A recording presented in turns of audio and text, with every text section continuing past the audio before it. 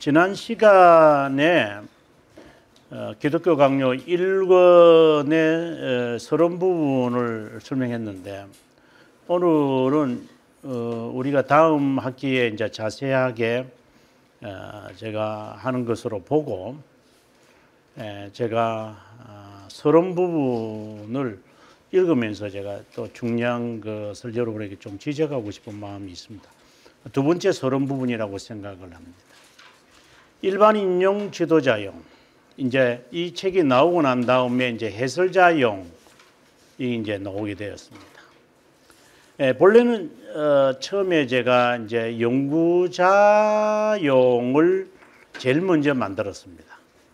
그러고 난 다음에 이제 한 달 만에 일반인용을 만들고, 그 다음에 2개월 만에 지도자용을 만들고, 그리고 난 다음에 한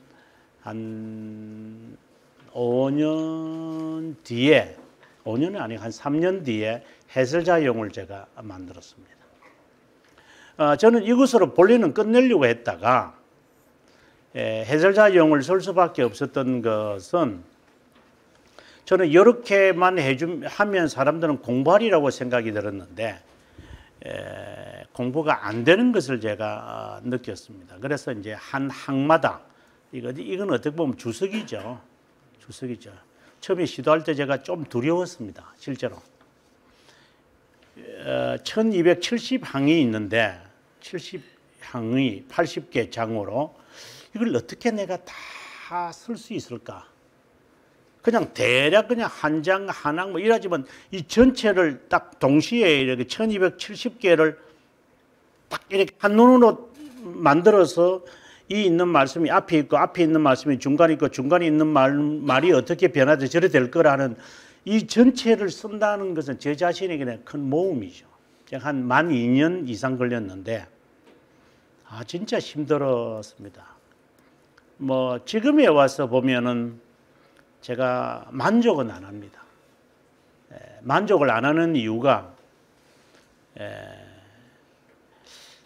조금 개인적으로는 그냥 이게 저 혼자 생각이, 사람들은 그렇게 안 느껴지는지 모르지만 해설자용과 지도자용 사이에 지금 제가 쓰고 있는 이 고백서, 고백 주석서 시리즈를 하고 해설자용으로 갔으면 어땠을까 하는 이제 아쉬움은 조금 있습니다만은, 근데 그것을 금세 제가 떨칠 수 있는 것은 해설자용을 썼기 때문에 고백서를 쓸 수 있지 않았는가, 이런 생각을 해봅니다.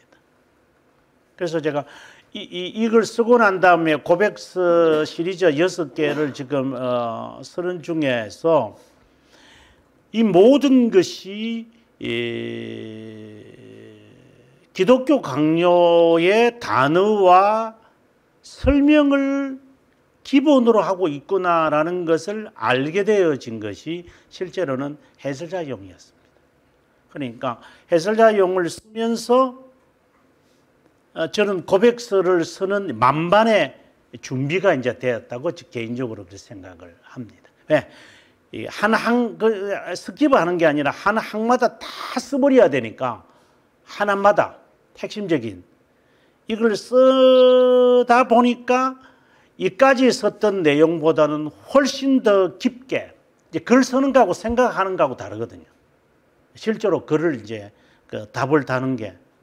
그래서 아마 고백서 쓰기가 쉽지 않았나. 그러나 위치적으로 볼 때는 고백서가 요 사이에 들어가는 게 좋겠지만, 고백서가 해설서를 쓰고 난 다음에 쓴 것이 제가 볼 때는 뭐 순서적으로는 아니지만은 난 이 고백서를 쓰는데 큰 도움이 된다라고 이제 여겨집니다.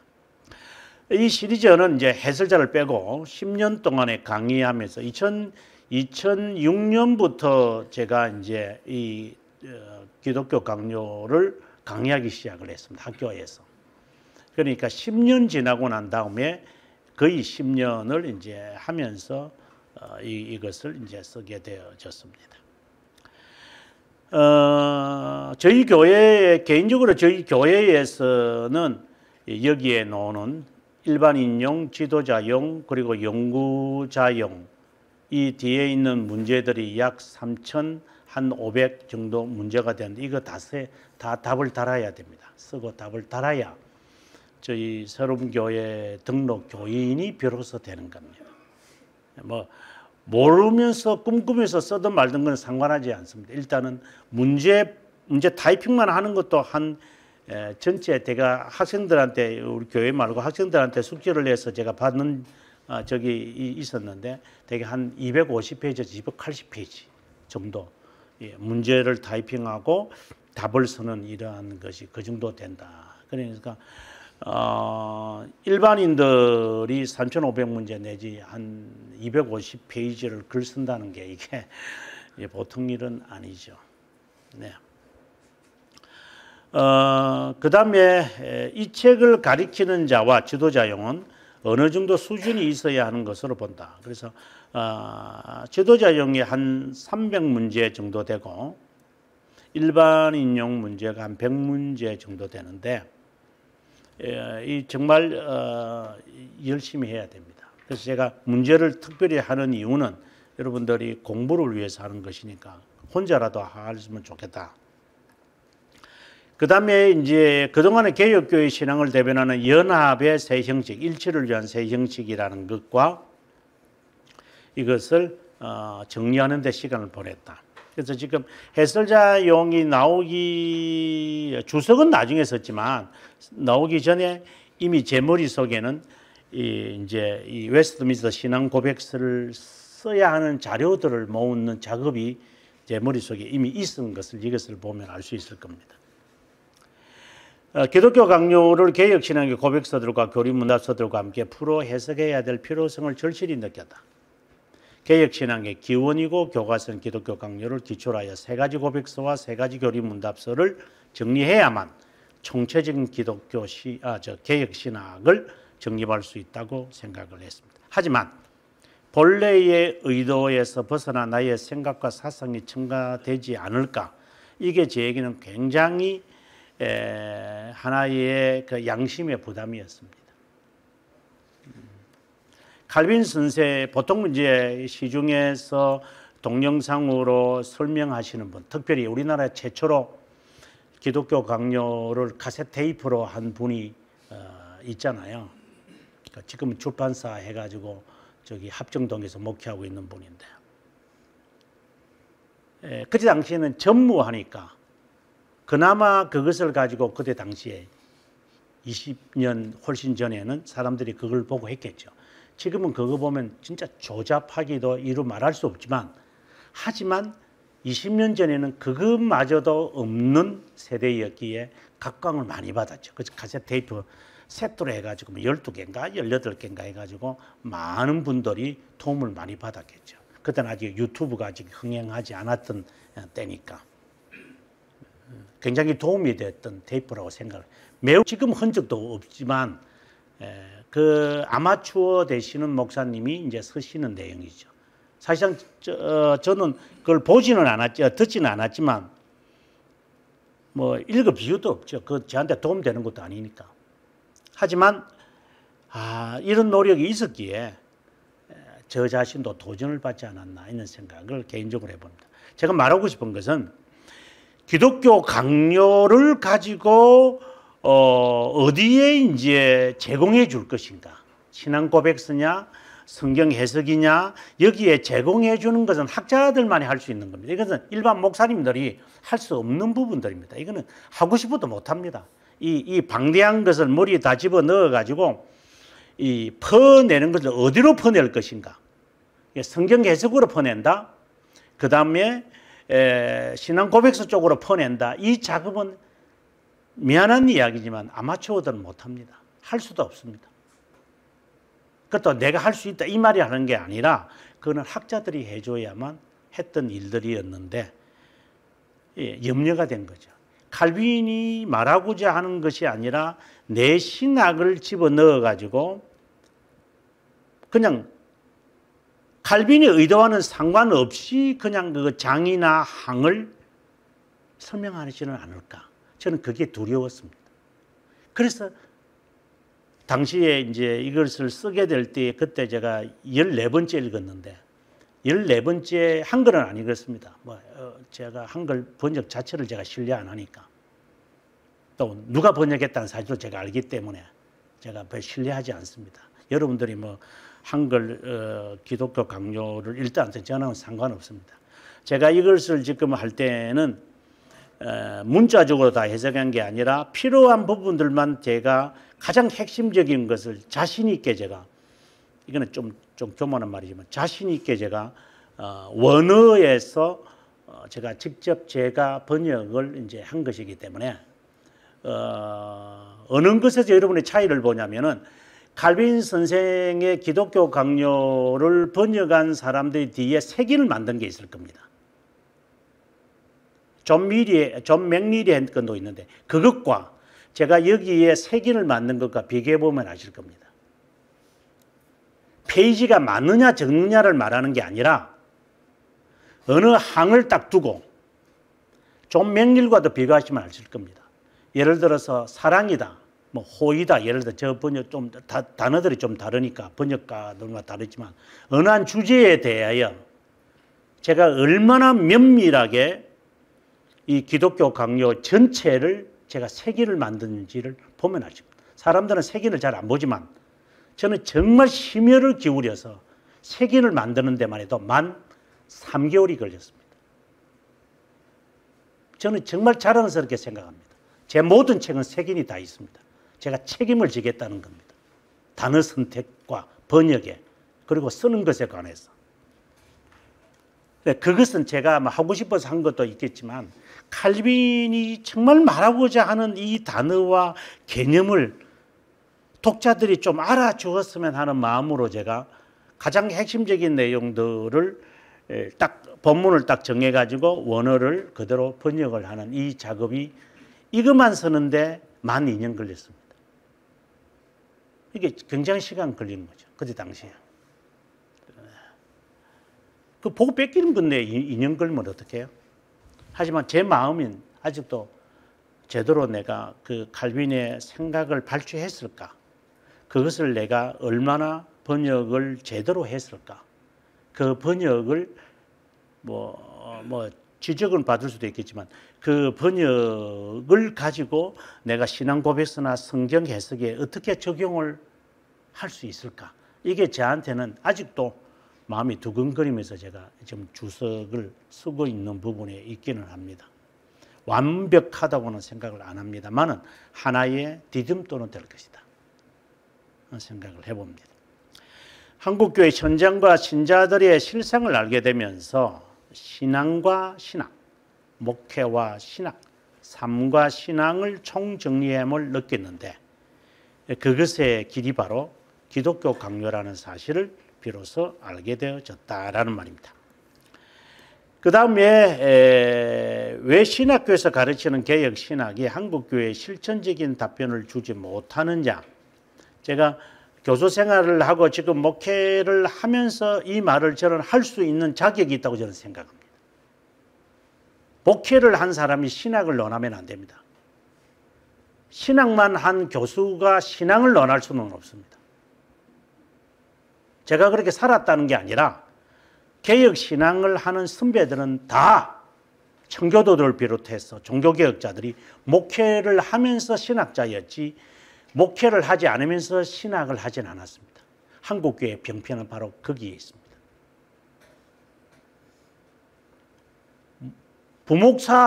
저도 교수로 들어갈 때 부목사행 경력을 가지고 교수가 되었습니다.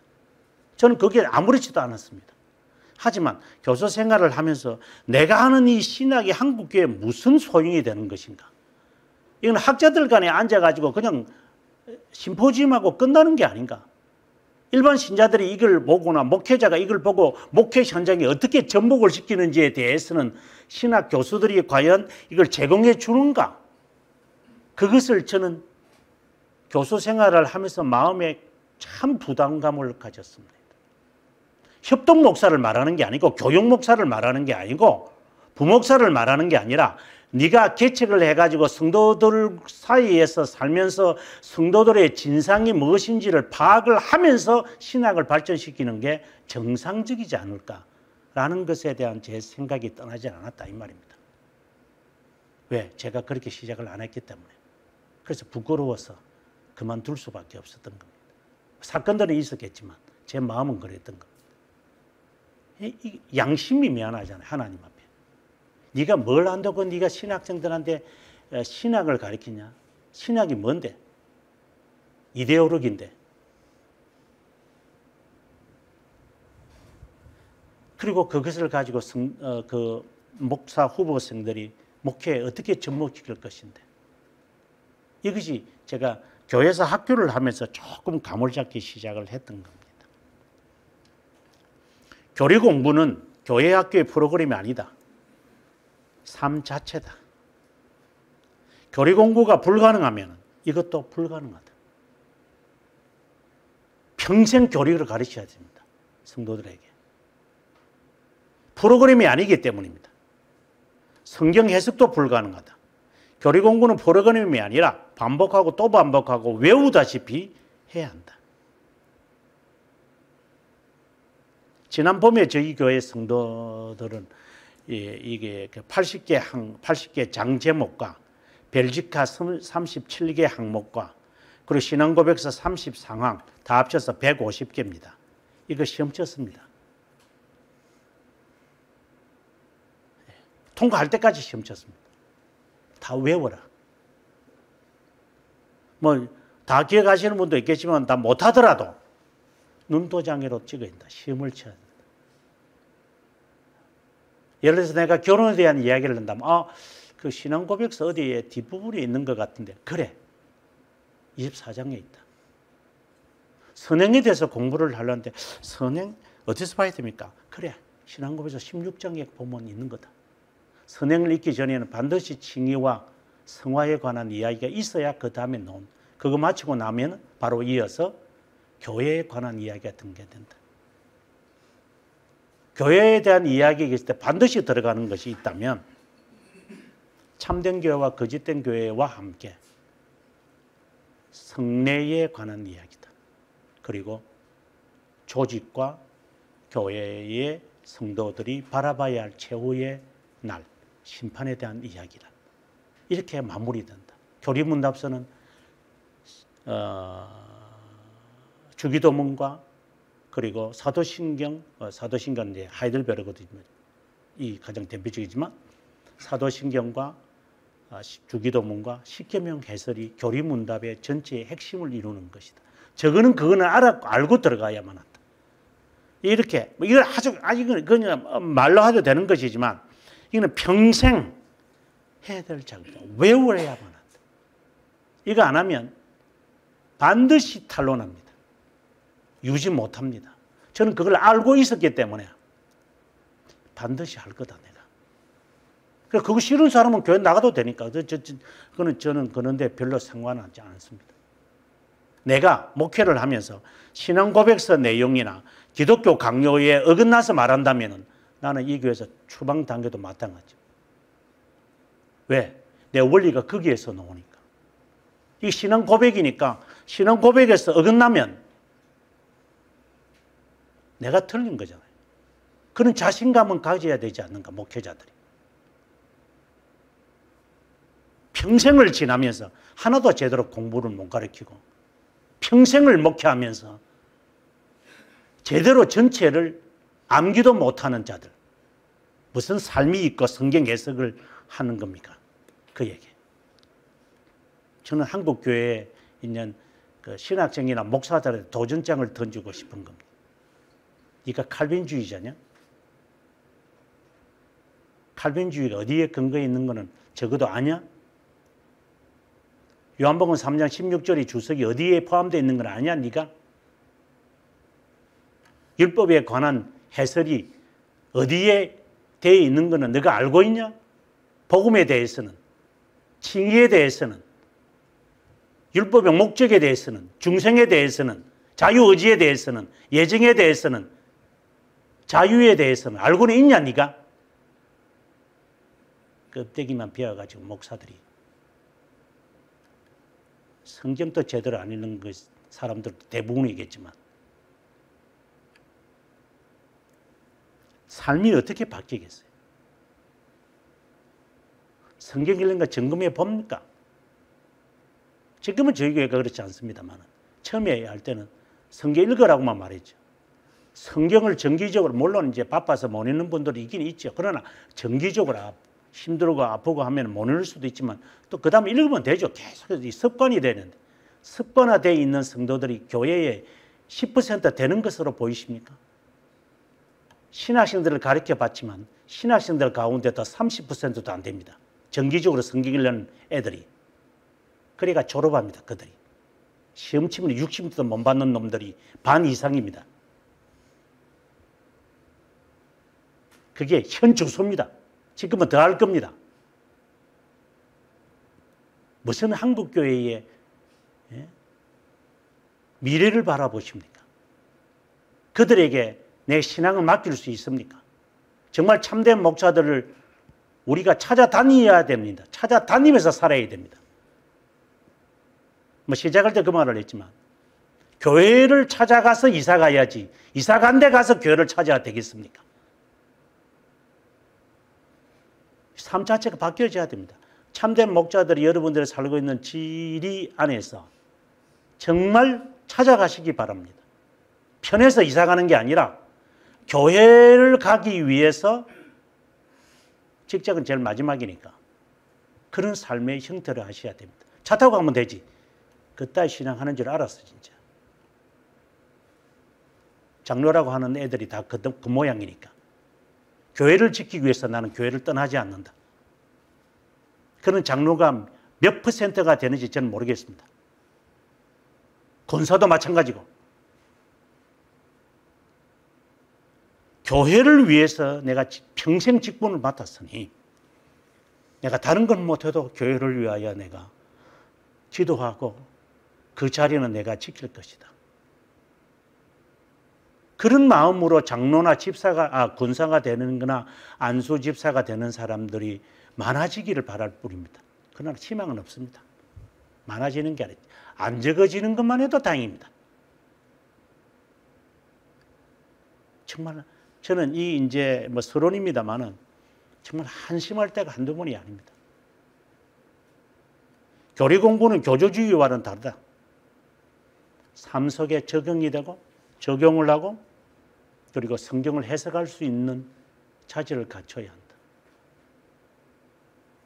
그렇지 않으면 실천이 없는 개혁신앙은 아무런 의미가 없습니다. 껍데기만 남아있는 겁니다. 기독교 강요란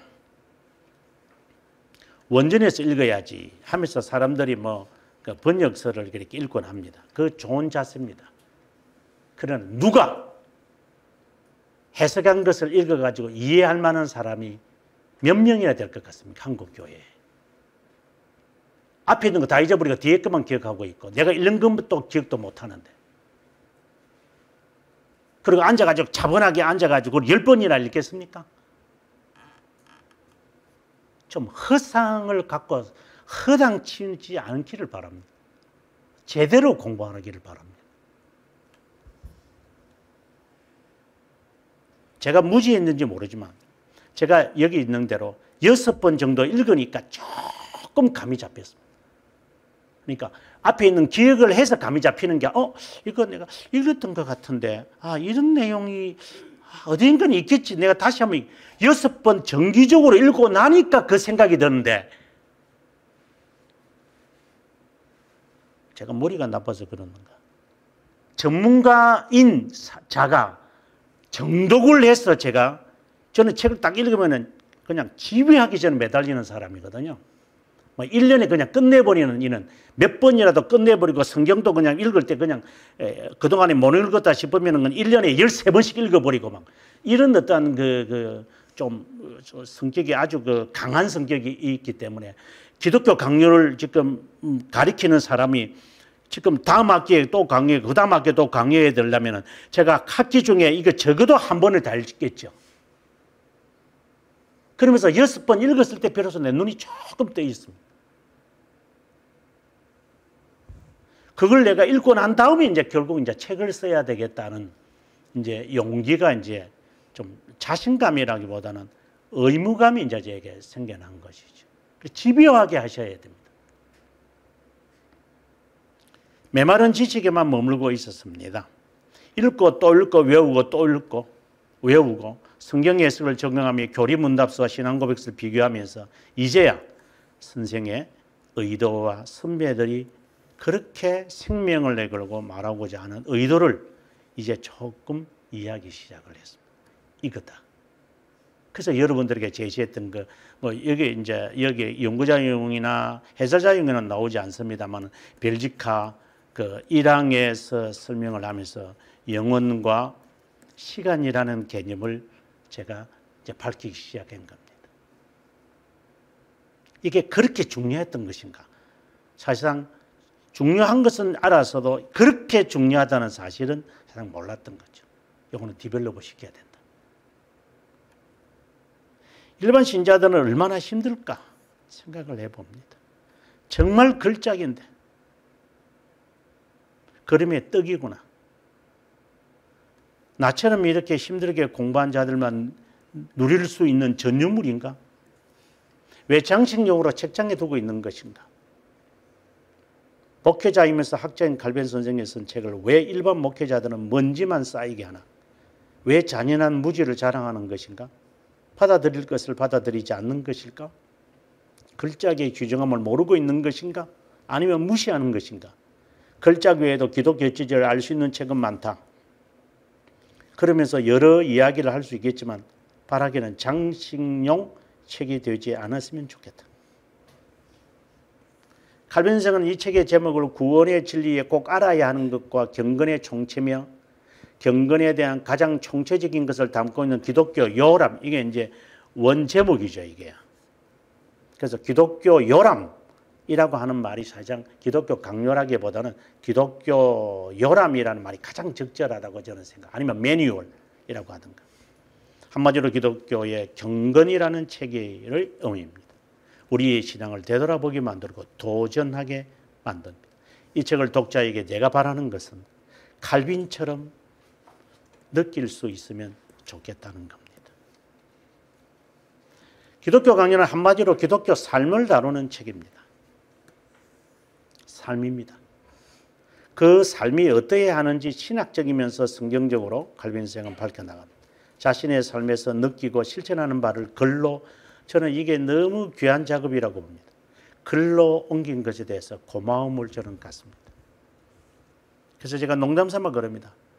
하나님 나라 갔을 때 정말 만나봐야 할 사람은 있겠지만 아브라함이나 다윗 같은 분들은 안 만나도 좋지만 아마 정말 바울과 칼빈은 만나고 싶다 하는 생각을 합니다. 아구스티누스도 뭐 시간 되면 만나겠고, 그러니까 개인적입니다. 그냥 칼빈을 만나고 싶은 마음입니다. 비로소 그리스도 교회에 대한 이 구원의 진리를 성경에서 제대로 찾을 수 있도록 만들어준 사람이 있다면 바로 당신이니까. 그의 숨결과 열정을 느낄 수 있습니다. 하나님에 대한 지식을 논할 때 아주 중요한 거죠. 이 부분을 여러분이 좀 더 디벨롭 시키시려면은 제가 새벽기도 설교 욥기 9장 11절에서 35절까지 제가 5번의 설교한 게 있습니다. 하나님에 대한 지식에 이르는 단계 5가지. 이건 제가 하는 말이 아니라 욥기 자체, 욥이 그 과정을 밟았기 때문에 지난 주간에 제가 월요일부터 금요일까지 했던 설교인데 여러분들이 꼭 한번 들으셔서 하나님에 대한 지식을 접하고 내 자신에게 적용할 때, 그는 이제 적용하는 부분은 오늘 제가 새벽기도 때 설교 10장 8절부터 14절까지 설명을 하면서 오늘 새벽에 제가 이 설교를 냈습니다만, 어떤 면에서 경건은 지식 자체라고 할 수 있는데 하나님에 대한 지식을 갖는 것은 영적 사람이 되는 것이다. 그 지식은 창조자 하나님이시라는 것에만 집중되지 않고 지식을 통해 삶에서 하나님의 우리의 아버지 되심을 알고 그것이 곧 그리스도이심을 깨닫는 것이다. 이것이 참된 경건의 단계며 정의다. 그리스도는 우리에게 기도를 가르치실 때 우리 아버지라는 고 권한 것과 우리를 위해 간구하실 때도 아버지라고 불렀다. 그분이 몰라서가 아니라 그분의 말과 행위는 모두 우리를 위한 것이기에 우리로 하여금 그렇게 고백해야 함을 알리시는 동시에 하나님의 우리 아버지이심을 우리가 점차로 깨달을 때 그리스도 안에서 우리가 자라간다라고 말할 수 있다. 다른 말로 성화되어 간다. 다른 말로 믿음의 증거를 쌓아간다라고 말할 수 있다. 아들을 본 자는 아버지를 보았다고 하신 말씀의 뜻도 바로 비로소 이해하게 될 것이다. 칼빈 선생은 1534년에서 35년에 기독교 강요를 썼다. 그것은 뭐 일판이죠. 뭐 6장의 그냥 아주 작은 책. 제가 지금 쓴 그 일반인용과 같은 겁니다. 아주 얇은 책입니다. 일반인용을 보고 어떻게 기독교 강요를 이해할 수 있습니까? 같은 겁니다. 초판을 보고 칼빈의 기독교 강요의 그 맛을 본다는 것은 어불성설입니다. 저는 개인적으로 왜 사람들이 그 초판을 번역하는지 저는 잘 이해가 잘 안 됩니다. 차라리 그 요약이 차라리 낫지. 왜 그걸 번역하는 이유를 모르겠어요. 아마 모르겠어요. 정말 내 생각하는 바는 있지만 제가 말은 안 하겠습니다. 프로테스탄트주의로 개정했던 프랑스 동료들을 돕기 위해 그들이 믿는 바를 간략하고 분명하게 밝혔습니다. 프랑스 왕 프랑스와에게 프로테스탄트 신앙 고백서에 대해 알려주고 싶었던 것입니다. 프랑스와 1세가 읽었는지는 불명하지 않으나 읽었다 하더라도 수박 그달기 지식으로 읽었을 것으로 추정됩니다. 칼빈은 프로테스탄트들이 괴상한 극단주의자들이 아니라 프랑스를 위협에 처하는 자들이 아님을 변명했습니다. 믿고 법을 준수하는 백성임을 분명하게 밝혔습니다. 1536년에서 59년 칼빈은 이 책을 이제 디벨롭하기 시작합니다. 목회를 하면서 성경적이고 실천적으로 책을 개정해 갑니다. 기독교 강요는 성경에 대한 신학적 서론과 같은 책이 되어 성경 본문에서 벗어나거나 신학적 이슈들에서 결코 벗어나지 않았습니다. 그는 성경을 강해하고 주석을 쓰는 자로서 성경 지식이 풍부했습니다. 그래서 이 책이 매우 성경적임을 우리는 한눈에 알 수 있습니다. 이뿐만 아닙니다. 그는 지속적으로 교부들의 책을 탐독했고 그들의 글을 많이 인용했습니다. 특별히 칼빈은 교부들 중에 아우구스티누스에 심취해 있었습니다. 그는 아우구스티누스를 전적으로 받아들여 이슈들의 결론을 아우구스티누스의 글로 마무리할 때가 종종 있습니다. 특별히 예정론은 특별히 그렇습니다. 그리고 자유의지에 관하여 설명할 때는 칼빈에게 절대적으로 아우구스티누스에게 절대적으로 의존합니다. 가장 큰 이슈, 중요한 교회론에 가서 아우구스티누스를 언급하지는 거의 않습니다.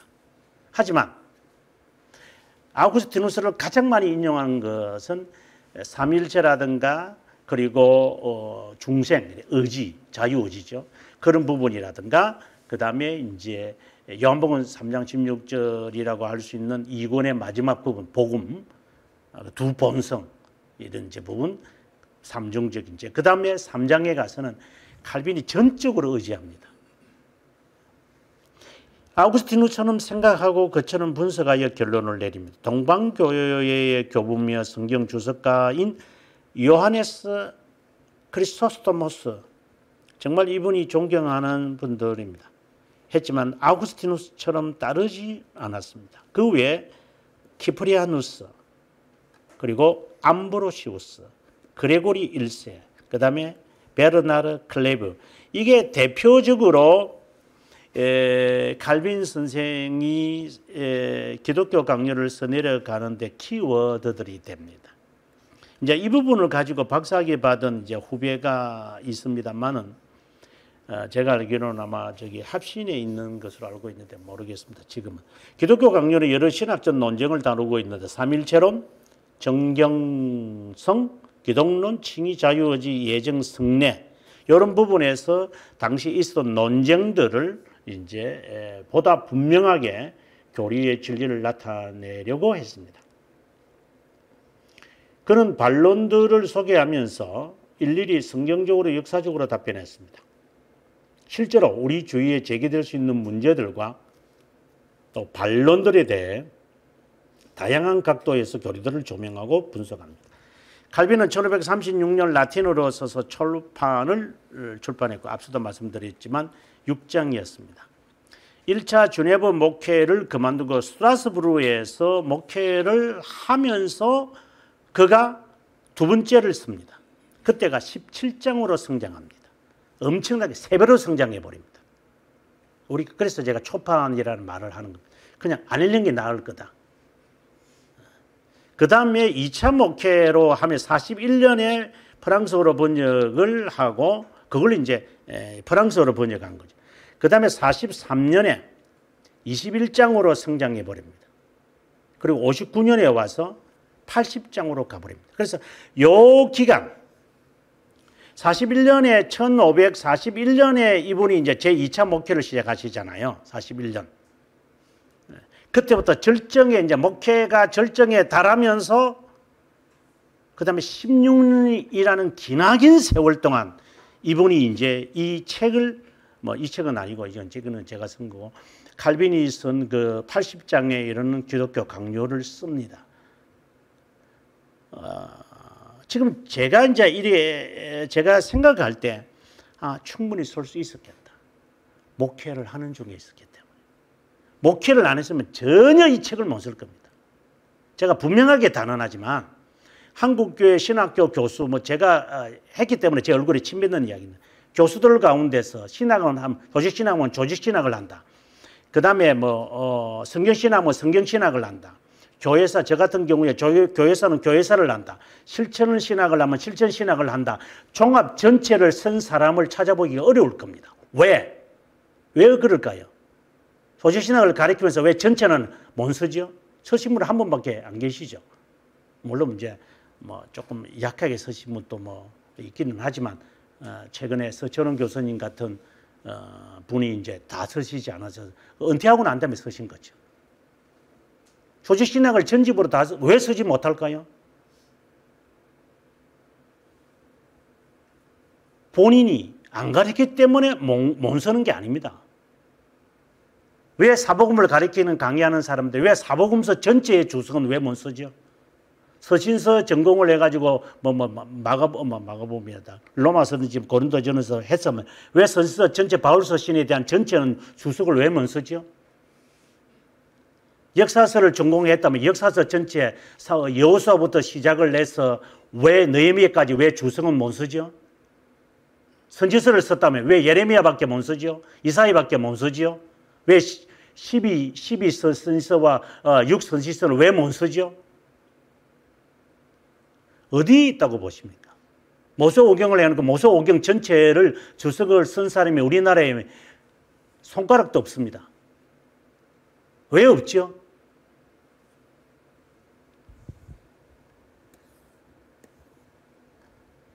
월급쟁이니까. 그래서 제가 교수는 월급쟁이고 학자는 진정한 신학자다. 그렇게 말한 겁니다. 제 얼굴에 침 뱉는 거죠. 목회가 없으면 불가능합니다. 목회를 안 해보면 못 씁니다. 이 전체를 쓸 수가 제가 해보니까 제가 그렇게 느껴서 하는 말입니다. 목회를 안 해본 사람은 전체를 볼 줄 모릅니다. 목회는 종합체입니다. 사람을 양육시켜야 되기 때문에. 양육을 해보면 마태복음만 필요한 게 아닙니다. 하나님의 나라만 필요한 게 아닙니다. 실로만 필요한 게 아닙니다. 정말로만 필요한 게 아닙니다. 설교학만 필요한 게 설교해가지고 성도들이 자라난다고 보십니까? 설교학 배워가지고 전체를 종합적으로 가르쳐야 됩니다. 근데 그게 목회를 안 해보는데 그게 가능하겠습니까? 칼빈 선생을 봐도 우리는 알 수 있는 겁니다. 16년이라는 세월을 통해 그는 이 기독교 강요라고 하는 걸작을 그는 만 50세에 돼서 비로소 그는 완성하게 되는 겁니다. 영어판은 뭐 이리저리 되어 있고 읽는 방법은 이렇게 읽으십시오라고 제가 여러분들에게 정말 부탁을 합니다. 1장을 읽으면서 2장을 읽으면 1장은 희미해지다가 3장 읽으면 1장 잊어버리고 2장도 잊어버리니까 그렇게 하면 처음에는 그렇게 됩니다. 그러나 반복하면서 가셔야 됩니다. 반복하지 않으면 절대로 내 것이 안 됩니다. 그래서 성경 전체나 개혁신앙을 전체로 볼 수 있도록 읽게 될 텐데 한 번으로 끝내지 마라. 읽고 생각하고 정리하고 되새겨보고 말해보고 적용하고 물어보고 답해보는 것이 개혁신앙에 얼마나 고귀하고 귀중한 것인지 발견하게 될 것입니다. 읽고 생각하고 정리하고 되새기고 말해보고 적용하고 물어보고 답해봐라. 이건 제가 실제로 해봤기 때문입니다. 칼빈은 그의 50세에 이 책을 완성했다. 그의 책을 이제야 조금 정말 조금 그렇지만 온전히 알게 된 것에 대해 하나님께 머리 숙여 감사와 찬양을 돌렸다. 먼저 40권의 소제목을 암기하길 바란다. 1권의 소제목 18개, 2권의 소제목 17개. 여기는 3장이 없습니다만 3장의 제목 25개, 4장의 제목 20개, 적어도 80개는 머리에 이거 걸리는데 1년 걸립니다. 80개 외우는데 이렇게 걸린다고 해보면 압니다. 1년 걸립니다. 마치 성경 목록을 암기하면 성경 읽는데 도움이 되는 것 같다겠다. 지도다. 그 다음에 둘째로 페이지마다 소개되어지는 각 주에 관심을 가지길 바란다. 이는 제 책을 말합니다. 각 주는 마치 성경에 있는 관주처럼 여기도 좋다. 놀랍게도 칼빈은 16세기 단어 선택이나 문맥을 일관성 있게 정리한다.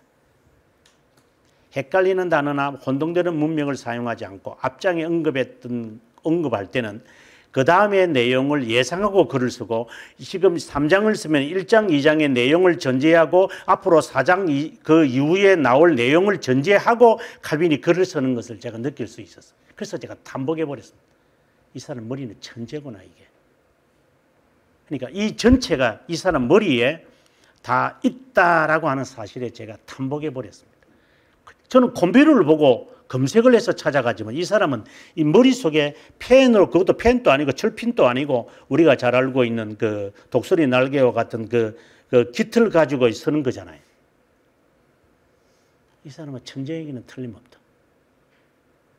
그리고 문장을 신문이나 SNS에서 이런 식으로 스킴하지 마라. 정독해라. 저자의 생각과 함께 가야 한다. 순간적으로 다른 생각하면 어디로 무엇을 읽는지 모른다. 머리가 복잡할 때는 안 읽는 게 좋다. 가능하다면 같은 단어를 동일하게 사용했기에 독자들이 힘들지 않도록 제가 색인을 만들었다고 했습니다. 색인을 이용하시기 바랍니다. 그래서 색인이 나옵니다. 네 번째, 한꺼번에 책을 정복하려고 하지 마라. 일단은 반복해라. 반복해라. 한두 번 읽고 이해한다고 덤비지 마라. 그러니까 촐랑거리지 마라. 책이라는 것은 그렇게 만화책으로 읽는 것이 있고 읽어도 죽을 때까지 읽어도 새겨야 할 책은 그렇게 촐랑거리며 읽는 게 아닙니다. 반복하라는 겁니다. 반복해라. 그래서 기독교 강요를 이해하려고 한다면 정기적으로 성경을 읽다시피 하루에 한 장씩 읽어라. 그러면 1270일이 걸릴 겁니다. 짧은 것도 있고 긴 것도 있겠죠. 그러니까 이걸 하나씩 읽으면 좋습니다. 그럼 이게 몇 년 걸릴까? 하루에 한 장씩 읽으면 4년 걸리겠네. 3년 반 걸리겠네. 그래서 나중에는 제가 좀 이따가는 이건 정리가 되면 제가 기독교 강요 읽기 표도 제가 만들려고 그럽니다. 물론 제가 이미 만들어져 있습니다. 그대로 읽으면 3개월에 끝낼 수 있도록 적어도 1시간을 매일 투자를 했을 때 1시간 투자를 했을 때 이제 이것은 3개월 정도는 걸린다. 이렇게 제가 읽어보니까 이제 이 계산들이 쫙 나오죠. 문제를 풀면서 읽어라. 예, 안내 역할을 할 것이다. 문제를 풀면서 강과했던 내용을 또 떠올려라. 6번째, 제가 지금 주석 쓰고 있는 이것들과 같이, 이거는 그때 앞으로 만들어질, 그러니까 이미 벌써 이제 4번째 책이 등장하겠습니다만 도움이 많이 될 것이다. 7째, 굵은 글자로 표시하거나 색깔을 제가 넣은 게 있을 겁니다. 그때는 제가 강조하지 않으면 안 될 정도로 강렬하게 저에게 이 도전이 되어졌기에 제 나름대로 이렇게 합니다. 또 가끔씩 그리스나 라틴어를 발견하게 될 건데 그것은 제가 한국말 단어로 좀 쓰기는 조금 부족할 것 같아서 제가 이렇게 했다라고 되어 있습니다. 그 다음에 내용들은 그 다음에 우리가 공부할 때 하기로 하고요. 이제 오늘로서 이제 28차를 끝내고 다음 이제 29차는 아마 3월 첫 주부터 다시 제가 진행하리라고 생각이 듭니다.